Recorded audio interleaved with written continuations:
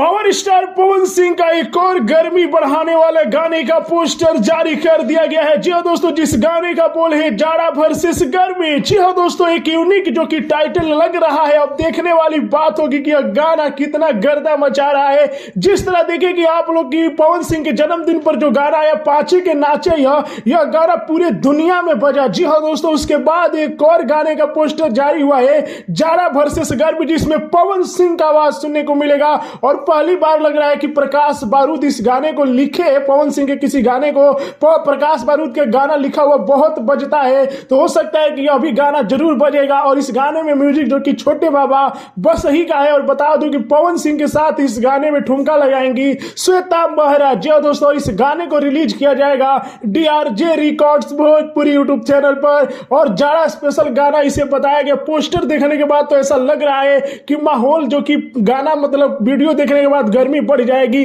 जी हाँ दोस्तों, आप लोग पोस्टर देख सकते हैं। अभी रिलीजिंग डेट नहीं बताया गया है, लेकिन हो सकता है कल या परसों में फुल वीडियो जरूर देखने को मिलेगा। और सबसे बड़ी बात कि इस गाने के वीडियो डायरेक्टर पुदीना के डायरेक्टर रवि पंडित है, तो जरूर कुछ वीडियो अलग देखने को मिलेगा। तो आप लोगों को पोस्टर कैसा लगा और फैला दीजिए इस न्यूज को चारों तरफ ताकि तहलका मच जाए पावर स्टार पवन सिंह का।